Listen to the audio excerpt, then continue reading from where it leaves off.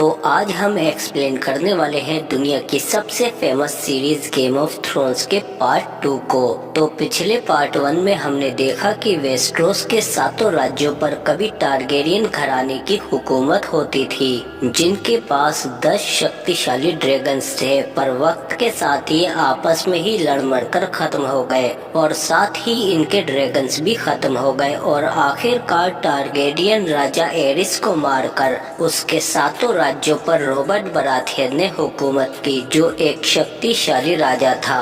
पर मरने से पहले टारगेरियन राजा एरिस ने अपने दोनों बच्चों विसेरिस और डेनेरिस को यहाँ से दूर इसोस में भेज दिया था, जहाँ डेनेरिस की शादी खाल ड्रोगो से हो गई, पर खाल ड्रोगो जल्दी ही मर गया। पर डेनेरिस के पास 3 ड्रैगन्स के अंडे थे, जिन्हें लेकर वो खाल ड्रोगो की जलती हुई चिता में जाकर बैठ गई। और तब हमें पता चलता है कि डेनेरिस एक सच्ची ड्रैगन है, क्योंकि ये आग से नहीं जलती और उसी आग में इसके तीनों ड्रैगन्स भी अंडों से बाहर निकल आते हैं। और अब डेनेरिस और ज्यादा छिपकर वेस्ट्रोस से दूर रहना नहीं चाहती। ये अपनी सेना बनाकर वेस्ट्रोस पर दोबारा हमला करने की तैयारी कर रही है, क्योंकि ये खुद भी एक टारगेरियन है और ये अपने पिता एरिस टारगेरियन का बदला लेकर अपने सातों राज्यों पर फिर से हुकूमत करके रहेगी। और इधर वेस्ट्रोस में महाराज रॉबर्ट बराथियन के दोस्त नेड स्टार्क को पता चल जाता है कि महाराज रॉबर्ट की पत्नी सर्सी के अपने भाई जिमी लेनिस्टर से नाजायज संबंध है और जोफ्री महाराज रॉबर्ट बराथियन का बेटा नहीं, बल्कि इन दोनों भाई बहनों की ही नाजायज औलाद है। पर इससे पहले कि नेड स्टार्क ये बात महाराज रॉबर्ट को बता पाता, उससे पहले ही महाराज रॉबर्ट मारे जाते हैं और मौके का फायदा उठाकर सर्सी अपने बेटे जोफ्री को नया राजा बना देती है। और फिर बिना देर करे जोफ्री फौरन नेड स्टार्क का सर धड़ से अलग करवा देता है और खुद नया महाराज बन जाता है। पर ये बात जब नेड स्टार्क के बेटे रोब स्टार्क को पता चलती है, तो वो अपनी माँ केट के साथ जोफ्री से जंग छेड़ देता है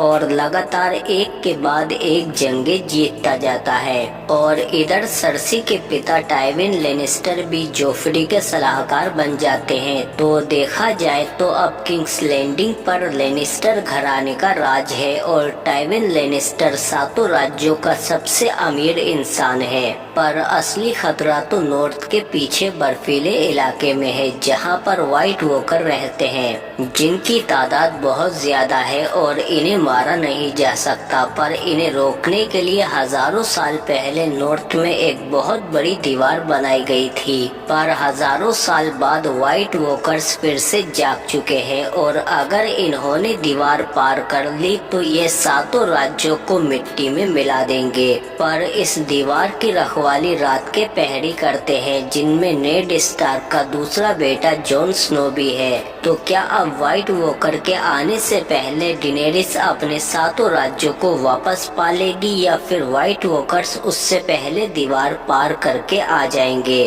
क्या डेनेरिस अपने ड्रैगन के साथ इनसे मुकाबला कर पाएगी? चलिए पता लगाते हैं। सीरीज की शुरुआत में हम देखते हैं कि व्हाइट वॉकर्स के जाने के बाद मोटा सेम वहां से भागता है, पर तभी ये देखता है कि व्हाइट वॉकर्स ने इसके साथियों को मार दिया है। तभी एक व्हाइट वॉकर का मुर्दा गुलाम इस पर हमला कर देता है, लेकिन तभी दीवार के सिपाही आकर इसे जला देते हैं और कमांडर कहते हैं कि हमें दीवार की दूसरी तरफ जाकर सबको आगाह करना होगा। और इधर दूसरी तरफ हम जॉन स्नो को देखते हैं, जिसे ईग्रिट बंदी बनाकर अपने सरदार के पास ले जाती है, क्योंकि पिछले पार्ट में जॉन स्नो अपने साथियों के साथ व्हाइट वॉकर्स का पता लगाने के लिए दीवार के इस पार आया था, जिसमें जॉन स्नो को जंगली पकड़ लेते हैं, जो हजारों सालों से इस बर्फीले इलाके में रहते हैं। यहाँ पर जॉन स्नो एक बहुत बड़े आदमी को देखता है, जिसे जायंट्स कहा जाता है, जो जंगलियों के साथ ही रहता है। और फिर ईग्रिट इसे अपने सरदार टॉमरेंट के पास ले आती है, जिस पर जॉन स्नो टॉमरेंट से कहता है कि अब मैं तुम लोगों के साथ रहना चाहता हूँ, पर ये कहता है कि मैं जानता हूँ कि तुम हमारी लड़की लड़की से प्यार करने लगे हो। पर तभी पीछे से मेंस आता है जो सभी सरदारों का सरदार है और ये जॉन स्नो को अपने साथ शामिल कर लेता है। और इधर हम जॉन स्नो के भाई रॉब स्टार्क को देखते हैं जिसके कुछ साथी इसे मरे हुए मिलते हैं क्योंकि टाइवन लेनिस्टर ने उन्हें पहले ही मरवा दिया। रॉब का साथी रूज बाल्टन कहता है कि हम लेनिस्टर से एक एक जान का बदला लेंगे। और इधर वेस्ट्रोस से दूर इस्सोस में हम देखते हैं कि डेनेरिस भी अपनी सेना बढ़ाना चाहती है क्योंकि खाली ड्रैगन से वो सातों राज्यों पर अपना हक वापस नहीं ले सकती।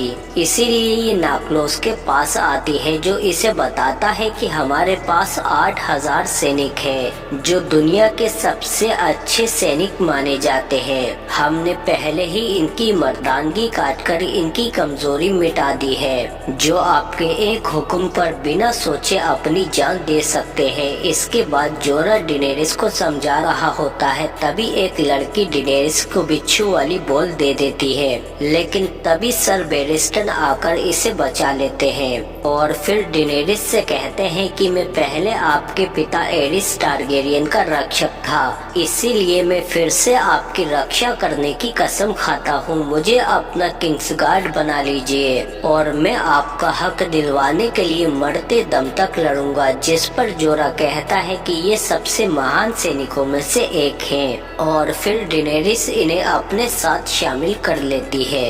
और इधर किंग्स लैंडिंग में हम देखते हैं कि मार्जरी महाराज जोफरी को अपने प्यार के जाल में फंसाना शुरू कर देती है ताकि ये इससे शादी करके खुद महारानी बन सके।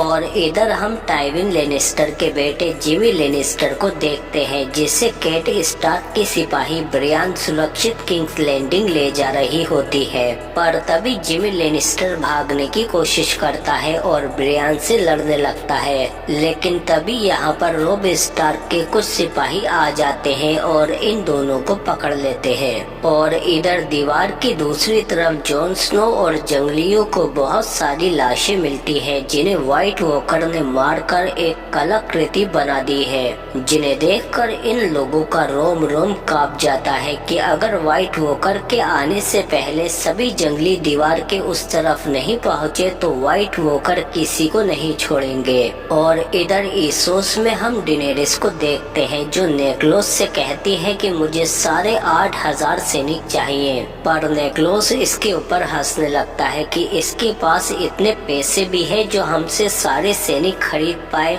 जिस पर डेनेरिस कहती है कि हमारे पास 3 ड्रैगन हैं, उनमें से एक ड्रैगन मैं तुम्हें दे दूंगी जिसके बदले में तुम्हारी सेना मेरी होगी। नेक्लोस फौरन मान जाता है क्योंकि ड्रैगन्स बेशकीमती होते हैं। पर बाहर आने के बाद जोरा और बेरिस्टन इसे समझाते हैं कि ड्रैगन सेना से कहीं ज्यादा ताकतवर है। पर डेनेरिस के दिमाग में तो कुछ और ही चल रहा है। उधर रात होने पर रॉब स्टार्क के सिपाही एक जगह पर रुक जाते हैं जिनके पास जिमी लेनिस्टर और ब्रियान है। पर जिमी लेनिस्टर इससे सौदेबाजी करने की कोशिश करता है कि अगर तुमने मुझे सही सलामत किंग्स लैंडिंग पहुंचा दिया तो मेरे पिता तुम्हें सोने में तोल देंगे। जिस पर सिपाही को गुस्सा आ जाता है और वो इससे कहता है कि तुम्हारे बाप के बिना तुम कुछ नहीं हो। और ये जिमी का हाथ काट देता है ताकि इसे ये बात याद रहे कि पैसा सब कुछ नहीं होता। और फिर सुबह होने पर ये जिमी को कटे हुए हाथ के साथ ही ले जाने लगते हैं। और इधर इस्सोस में डेनेरिस अपना ड्रैगन ले जाकर नेक्लोस को दे देती है और बदले में नेक्लोस इसे अपनी पूरी सेना दे देता है और कहता है कि सौदा पूरा हुआ। जिस पर डेनेरिस अपनी सेना को आदेश देती है क्योंकि अब ये सेना उसकी हो चुकी है। और इधर नेक्लोस कहता है कि ये ड्रैगन मेरी बात नहीं मान रहा। जिस पर डेनेरिस कहती है कि मेरा ड्रैगन गुलाम नहीं है। और फिर डेनेरिस अपनी सेना को आदेश देती है कि सभी मालिकों को मार दो और सारे गुलामों को आजाद करो। जिसके बाद इसकी सेना सभी मालिकों को मारकर गुलामों को आजाद करने लगती है। और इधर डेनेरिस के ड्रैकेरिस कहते ही उसका ड्रैगन नेक्लोस को जला जलाकर राख कर देता है और फिर ये नन्हा ड्रैगन ही पूरी जगह को जला देता है। और फिर डेनेरिस अपनी सेना से कहती है कि तुम सब लोग अपनी पूरी जिंदगी गुलाम बनकर रहे हो, पर आज के बाद तुम सब आजाद हो, इसीलिए जो भी जाना चाहता है वो जा सकता है, या फिर तुम मेरे साथ मिलकर लड़ सकते हो, वो भी एक आजाद सेना बनकर, ना कि गुलामों की तरह। जिस पर सभी सैनिक डेनेरिस को चुनते हैं और इस तरह से डेनेरिस अपनी एक आजाद फौज बना लेती है और अब इसके पास काफी बड़ी सेना आ चुकी है, जिसे लेकर ये अब आगे मेरीन की तरफ बढ़ने लगती है। और इसके अलावा तीनों ड्रैगन्स भी इसके साथ हैं। और इधर हम देखते हैं कि जिमी लेनिस्टर को रोब के सिपाही पहले रूज बाल्टन के पास ले आते हैं, जो रोब स्टार्क का साथी है। पर पहले रूज बाल्टन जिमी के हाथ की मरहम पट्टी करवाता है और इधर डेनेरिस अपनी सेना के साथ एक जगह पर रुक जाती है और इनमें से एक को सेनापति बना देती है, जिसका नाम ग्रेहोम है, जो कहता है कि हम गुलामी के साथ पैदा हुए थे, पर आपने हमें आजाद किया है, इसीलिए हम मरते दम तक आपकी सेवा करेंगे। और इधर हम रूज बाल्टन को देखते हैं, जो जिमी लेनिस्टर से कहता है कि मैं रोब स्टार्क को नहीं बताऊंगा कि तुम हमें मिल गए हो, बल्कि मैं तुम्हें तुम्हारे पिता के पास सही सलामत भेज दूंगा और रोब स्टार्क को भी रास्ते से हटाने में तुम्हारे पिता की मदद करूंगा, पर उसके बदले में आपके पिता टाइविन लेनिस्टर को मुझे नॉर्थ का लॉर्ड बनाना होगा। जिस पर जिमी मान जाता है। मतलब रोब स्टार्क की सेना में सबसे बड़ा गद्दार तो यही निकला। और इधर जॉन स्नो भी जंगलियों का भरोसा जीतने में कामयाब हो जाता है और ईग्रिट भी इससे काफी खुश होती है, क्योंकि ये जॉन स्नो से प्यार करने लगी है। और इधर डेनेरिस भी अपनी सेना के साथ आगे बढ़ते हुए यूंकाई शहर के पास आ जाती है, जिसे पीला शहर भी कहा जाता है। पर जोरा बताता है कि यहाँ पर 2 लाख से ज्यादा गुलाम हैं, जिस पर डेनेरिस कहती है कि हमारे पास इन पर हमला करने की 2 लाख वजह है, इसीलिए वो सैनिकों को शहर की घेराबंदी करने को कहती है। और फिर जल्दी ही यहाँ के राजा को बुलाकर डेनेरिस के सामने पेश किया जाता है, जो डेनेरिस को काफी सोना देता है। पर डेनेरिस कहती है कि अगर तुम सभी गुलामों को आजाद कर दो तो मैं यहाँ से चली जाऊंगी। पर ये राजा कहता है कि आप हमसे जीत नहीं पाएंगी, हमारे पास मजबूत दीवारें हैं और हम आपको भी गुलाम बना लेंगे। जिस पर डेनेरिस के ड्रैगन्स भड़क जाते हैं और फिर इनको इनका सोना भी उठाने नहीं देते और बिना सोने के ही वापस भेज देते हैं। और इधर हम देखते हैं कि जंगली एक बूढ़े को पकड़ लेते हैं, जो जॉन स्नो का ही साथी था। और टॉमरन जॉन स्नो से इसे मारने को कहता है, पर जॉन स्नो उसे नहीं मारता, जिस पर टॉमरन कहता है कि ये अभी भी गद्दार है। और फिर जॉन स्नो इनके साथ लड़ने लगता है और ईग्रिट जॉन स्नो की मदद करने की कोशिश करती है, पर टॉमरन उसे रोक लेता है और इससे कहता है कि वो अभी भी एक पहरेदार है, वो हमारे साथ कभी नहीं था।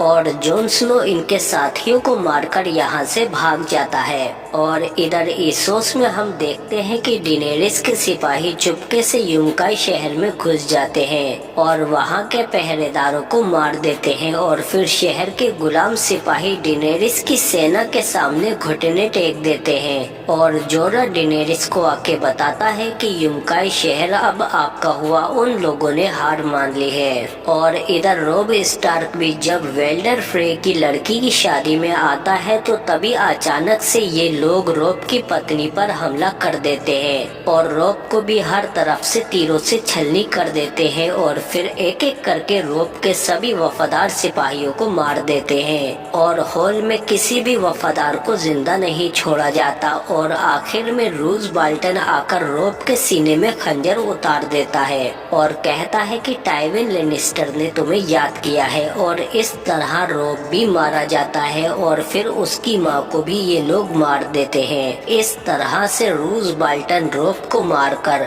नॉर्थ का नया लॉर्ड बन जाता है। और इधर जल्दी ही ये खबर किंग्स लैंडिंग में टाइविन लेनिस्टर के पास पहुंच जाती है कि रोब स्टार्क को मार दिया गया है। और इधर हम देखते हैं कि जॉन स्नो भी वापस बड़ी दीवार के अंदर आ जाता है। और इधर जिमी लेनिस्टर भी वापस किंग्स लैंडिंग में अपने महल में आ जाता है। और इधर ईसोस में हम देखते हैं कि यूमकाय के राजा को हराने के बाद डेनेरिस ने सभी गुलामों को आजाद कर दिया है, जो लाखों की तादाद में है, जो डेनेरिस से खुश होकर उसे अपनी माँ की उपाधि दे देते हैं। और फिर डेनेरिस अपने ड्रैगन्स को आसमान में उड़ाकर इन लोगों के बीच में आ जाती है और ये सब लोग इसे अपने सर पर बैठा लेते हैं। कल तक जिस लड़की के पास कुछ नहीं था, आज उसके पास 3 ड्रैगन्स, सेना और अब उसकी एक प्रजा भी है। जबकि इधर वेस्टरोस में हम देखते हैं कि बोना लेनिस्टर ड्रोन के राजकुमार ओबरीन मार्टेल का स्वागत करने के लिए खड़ा होता है, जो कुछ दिनों के लिए इनके मेहमान बनकर आए हैं। और इधर हम डेनेरिस को देखते हैं जो अपने ड्रैगन के साथ बैठी होती है। तभी पीछे से 2 ड्रैगन्स और शिकार पर लड़ते हुए आ जाते हैं और जल्दी ही हम देखते हैं कि ड्रैगन्स काफी खुखार होते जा रहे हैं। तभी यहाँ पर जोरा आ जाता है जो कहता है कि हम जाने के लिए तैयार हैं। और फिर जल्दी ही डेनेरिस अपनी फौज के पास आ जाती है जो पहले से ही तैयार होती है।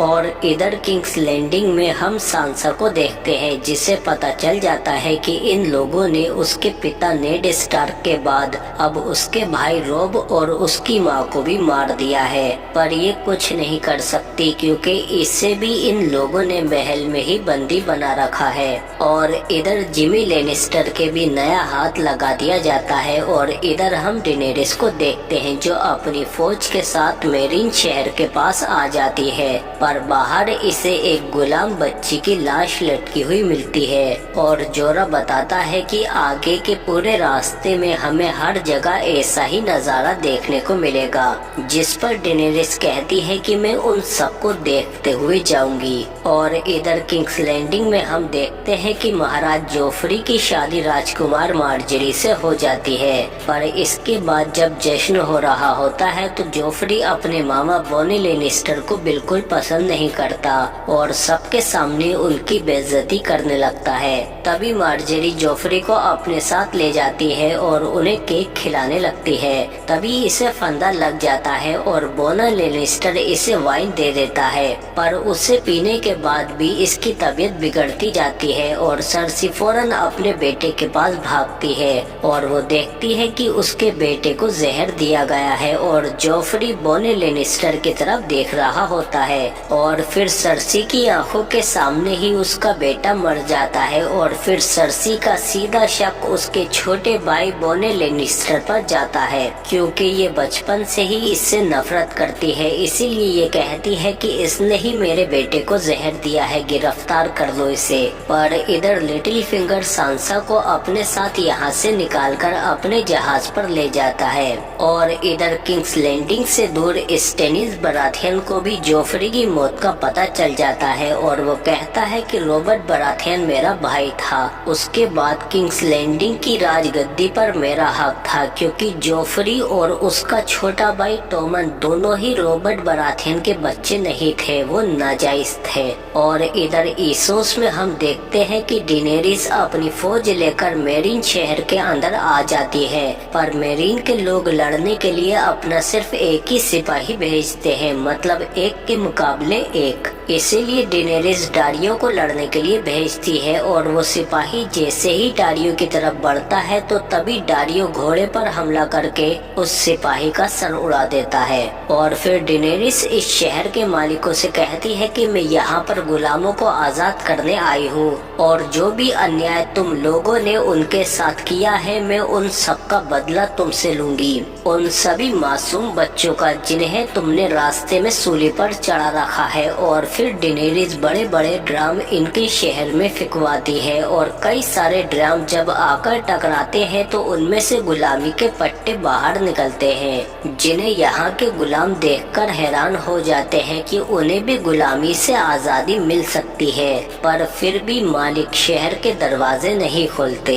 इसके बाद डेनेरिस अपने सिपा सलार और कुछ सिपाहियों को रात में शहर के अंदर चुपके से भेज देती है और फिर ये लोग गुलामों के बीच में आ जाते हैं और उनसे कहते हैं कि हम भी पहले गुलाम थे, पर डेनेरिस एक बहुत दयालु रानी है जिन्होंने आकर हमें गुलामी से आजादी दी और आज हम आजाद फौज की तरह उनके साथ कंधे से कंधा मिलाकर लड़ते हैं। तुम सब लोग भी आजाद हो सकते हो क्योंकि यहाँ पर मालिकों से 3 गुना ज्यादा गुलाम हैं। इसीलिए ये गुलामों को हथियार भी दे देते हैं और फिर अगली सुबह हम देखते हैं कि शहर के अंदर के गुलाम ही मिलकर मालिकों को मारने लगते हैं और जल्दी ही डेनेरिस बिना जंग लड़े ही अंदर से ही इस शहर को जीत लेती है और फिर शहर के अंदर आने पर सभी गुलाम डेनेरिस को देखकर बहुत खुश होते हैं और डेनेरिस इन सबको गुलामी से आजाद कर देती है और फिर डेनेरिस की सेना इस शहर के मालिकों को रास्ते में वैसे ही हाथों में कीले ठोककर सूली पर चढ़ाती है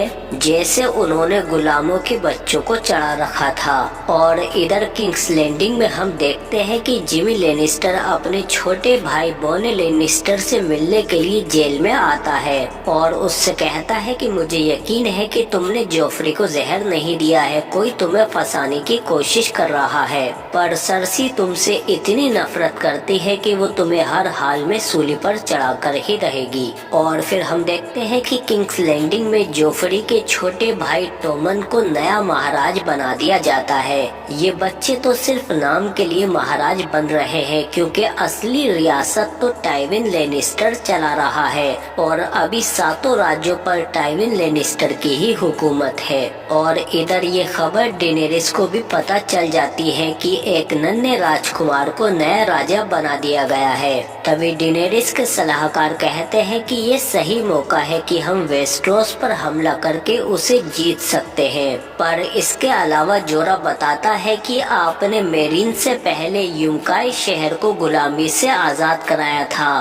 पर आपके वहाँ से यहाँ मेरीन आने के बाद मालिकों ने फिर से अपना कब्जा जमाना शुरू कर दिया है और उन गुलामों को फिर से गुलाम बनाने लगे हैं। जिस पर डेनेरिस कहती है कि मैं अभी गुलामों को ही नहीं संभाल पा रही तो वेस्ट्रोस जाकर अपने 7 राज्यों को कैसे संभालूंगी। इसीलिए डेनेरिस फैसला करती है कि वो पहले यहीं पर रुककर हुकूमत करेगी क्योंकि डेनेरिस आगे तक की सोच रही है और वैसे भी किंग्स लैंडिंग में राजा आजकल मच्छरों की तरह मर रहे हैं। इसीलिए डेनेरिस यहाँ रुककर पहले अपनी और ताकत बढ़ाना चाहती है क्योंकि राजा भले ही बच्चा हो पर वहाँ पर फौज तो टाइविन लेनिस्टर के हाथ में है। और इधर हम डेनेरिस के ड्रैगन को देखते हैं जो एक किसान के बच्चे के सामने अचानक से आ जाता है और उसकी बकरी को जलाकर अपने साथ ले जाता है क्योंकि अब ये ड्रैगन बड़े होने के साथ साथ खूंखार भी होते जा रहे हैं। और फिर हम देखते हैं कि डेनेरिस यहाँ महल में बैठकर यहाँ के लोगों की परेशानियों को सुलझाने लगती है।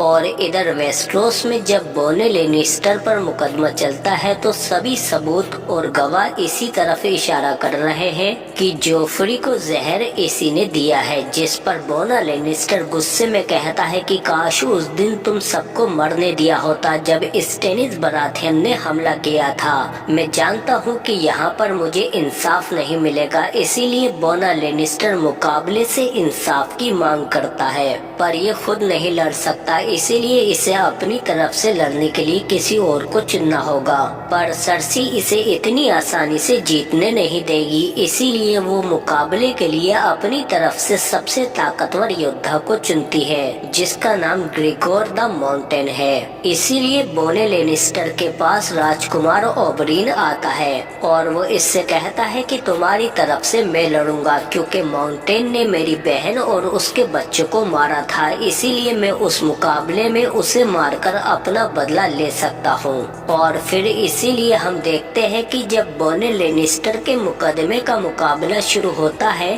तो उसकी तरफ से राजकुमार ओबरीन लड़ता है, पर माउंटेन बहुत ज्यादा ताकतवर है जो कभी नहीं हारता। पर ओबरीन तेज होने की वजह से उससे 2 कदम आगे रहता है और उससे कहता है कि मरने से पहले मैं सबके सामने तुमसे उगलवाऊंगा कि तुमने मेरी बहन को जलाकर मारा है। और फिर हम देखते हैं कि जल्दी ही राजकुमार इसके पैर पर कट लगाकर इस पहाड़ को गिरा देता है और इसके पेट में भाला घुसेड़ देता है, पर वो इसे अभी मारता नहीं है। इससे कहता है कि पहले कबूल करो कि तुमने मेरी बहन और उसके बच्चों को जलाकर मारा था। पर मौका मिलते ही माउंटेन ओबरीन को नीचे गिरा देता है और फिर इसके सिर को बहुत जोर से दबाने लगता है और फिर कहता है कि हाँ, मैंने ही तुम्हारी बहन के बच्चों को जिंदा जलाया और फिर उसका बलात्कार किया और उसे मार दिया। और फिर वैसे ही ये राजकुमार ओबरीन का सर भी हाथों से फोड़कर उसे मार देता है। और फिर टाइविन लेनिस्टर सबके सामने खड़े होकर कहता है कि फैसला हो चुका है, बॉन लेनिस्टर को कल सुबह मौत की सजा दी जाएगी। और इधर रात को हम बड़ी दीवार पर देखते हैं कि बर्फीले इलाके से 1 लाख से भी ज्यादा जंगली हमला करने के लिए आ जाते हैं। इनके साथ विशालकाय हाथी और जाइंट्स भी है और दीवार के निचले दरवाजे पर ये लोग सबसे पहले हमला करते हैं। पर दीवार के पहरेदार इन्हें रोकने के लिए इनके सामने खड़े हो जाते हैं, पर जंगलियों की तादाद बहुत ज्यादा है और जल्दी ही ये सब अंदर आने लगते हैं। पर दीवार के पहरे इनसे लड़कर इन्हें मारने की कोशिश करते हैं, जबकि बाहर बड़े वाले दरवाजे को तोड़ने के लिए और ज्यादा जंगली आने लगते हैं। और दीवार के ऊपर की कमान जॉन स्नो संभालता है क्योंकि जंगली दीवार पर चढ़ने की कोशिश भी कर रहे हैं, पर ये लोग पहले ही उन्हें तीरों से रोक देते हैं। तभी जाइंट्स भी एक बड़ा सा तीर चलाता है जो बहुत पावरफुल था और इधर दीवार के नीचे की तरफ जंगली छोटे छोटे दरवाजों से अंदर घुसने लगे हैं। और हम देखते हैं कि जंगलियों में यिग्रिद भी है जो अपने तीरों से काफी दीवार के पहरेदारों को मार गिराती है।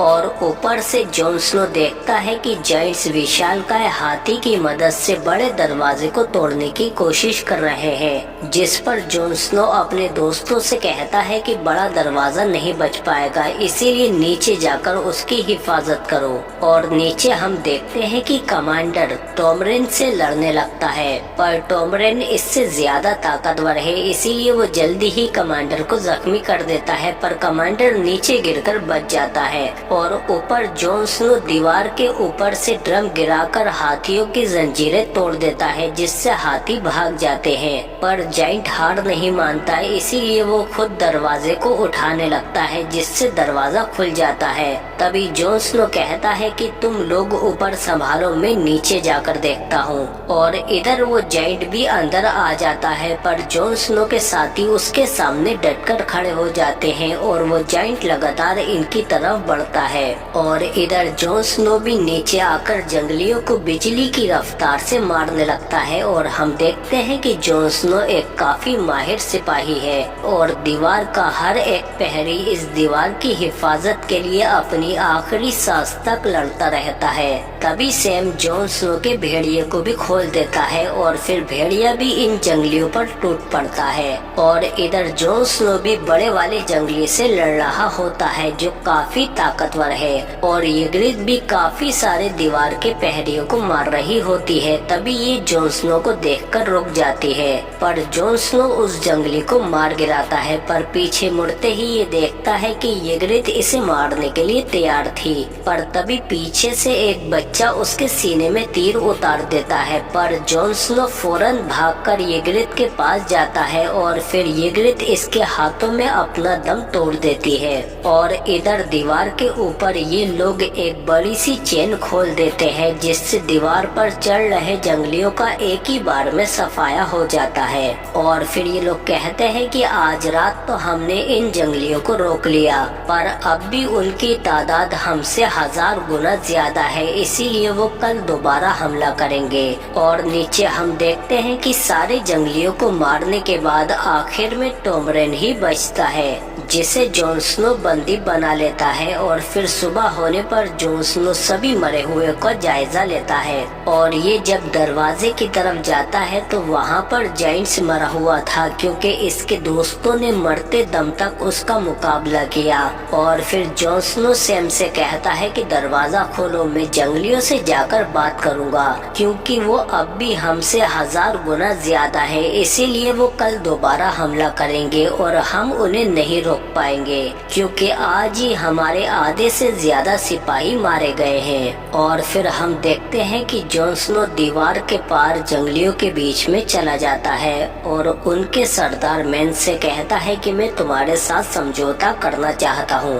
पर मेंस कहता है कि हमारे पास 1 लाख से भी ज्यादा सिपाही हैं और हम हर हाल में दीवार को पार कर ही लेंगे, क्योंकि जल्दी ही सर्दियाँ आने वाली है और अगर हम लोग दीवार पार करके दूसरी तरफ नहीं गए तो व्हाइट वॉकर हम में से किसी को जिंदा नहीं छोड़ेंगे। तुम मेरे साथ समझौता करना चाहते हो तो हमारे लिए दरवाजे खोल दो, हम दूसरी तरफ चले जाएंगे। वादा करता हूँ कि खून का एक कतरा भी नहीं बहेगा। तभी मेंस को खबर मिलती है कि इनके दल पर हमला हो गया है, पर जॉन स्नो कहता है कि तुम भी जानते हो कि हमारे पास इतने सैनिक नहीं हैं। और बाहर हम देखते हैं कि एक बहुत बड़ी फौज इन जंगलियों की तरफ आ रही होती है। मेंस कहता है कि अभी कोई भी हमला मत करना और दूसरी तरफ से भी उसी फौज की दूसरी टुकड़ी इन्हें आकर घेर लेती है और जो जंगली लड़ने की कोशिश करते हैं वो मारे जाते हैं। तभी मेंस के सामने रॉबर्ट बराथियन का भाई स्टेनिस बराथियन आता है और ये फौज इसी की है।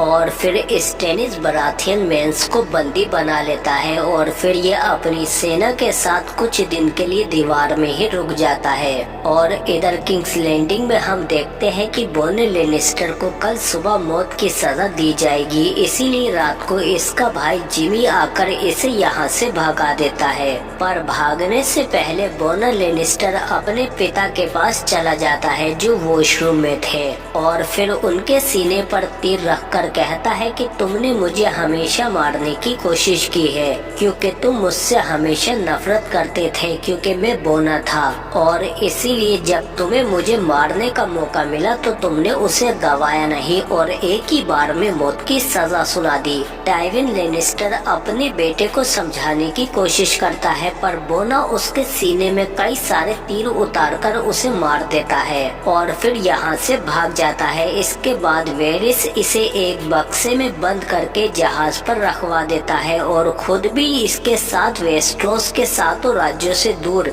इसोस की तरफ निकल जाता है, ताकि कोई भी बोने को ढूंढ ना पाए। और अब टाइविन लेनिस्टर के मरने के बाद किंग्स लैंडिंग तो और भी ज्यादा कमजोर हो चुकी है और डेनेरिस और ज्यादा ताकतवर हो गई है, पर असली खतरा तो दीवार के उस पार है। और इसके अगले पार्ट में हम देखेंगे कि जॉन स्नो का सामना जब पहली बार व्हाइट वॉकर और उसकी आर्मी से होगा तो क्या होगा, क्योंकि क्या व्हाइट वॉकर दीवार को पार करके अपनी फौज के साथ सातों राज्यों को तबाह कर देंगे या फिर डेनेरिस उससे पहले आकर इन्हें रोक लेगी। ये सब हमें इसके अगले पार्ट में पता चलेगा, क्योंकि इस वाले पार्ट 2 में सीजन 3 और 4 यहीं पर खत्म हो जाते हैं।